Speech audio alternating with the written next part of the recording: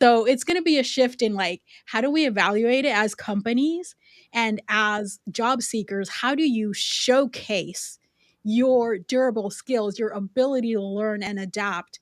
Because it's never going to be a resume. Like, I know I've been saying it, and people's like, the resume is never going to die. It is going to die. Absolutely, because especially when you look at science like this, and especially, with assessment companies making this science much more accessible and readily available at scale, I think that's a game changer.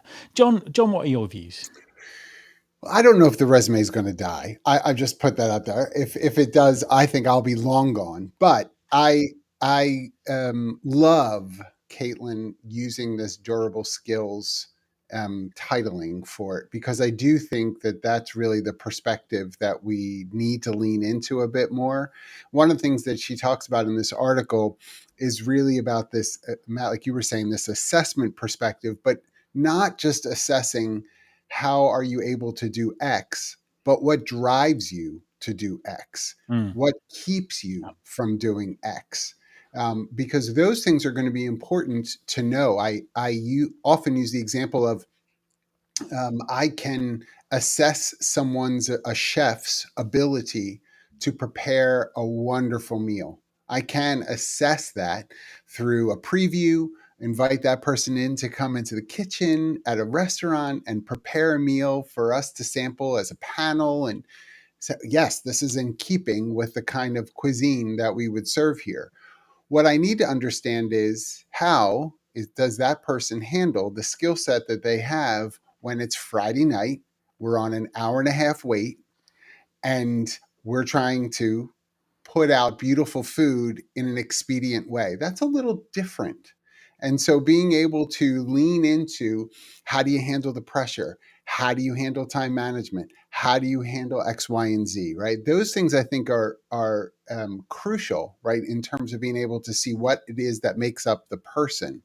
The other thing that I'll mention is we don't do a great job of helping hiring managers know what durable skills will matter for Yeah, the absolutely. work, Yeah. right? Like we promote someone to a manager or supervisor type position and say, you've got 2 roles to fill. Here's your interviews that we've put on your calendar. We don't really help them to know what it is. We barely give them job descriptions that are correct, let alone tell them how to interview effectively. So we probably need to do some more assessment with those that sit in managerial type role, hiring manager type positions, to help them know how to ask good, durable skill questions. Exactly. I think there's a whole kind of setup and reinvention that comes with this, definitely. Well, Yeah. quite the situation today. So let's move on to the situation room.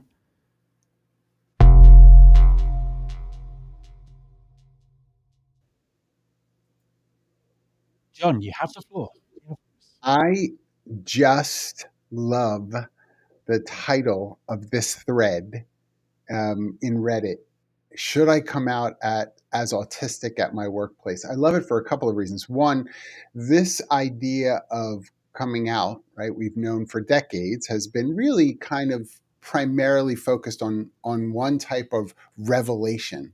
But quite frankly, in the workplace, we have all kinds of people who are masking or cloaking something that may be very true for them, for fear of reprisal, for fear of being treated differently, than they'd be comfortable with. And that is both on the positive and the negative. This isn't purely about negative discrimination. I think sometimes we don't want to be treated with kid gloves. We don't want to be coddled because of something that we may share. And so this particular thread, the person who's sharing this is saying, look, I'm recently diagnosed as neurodivergent.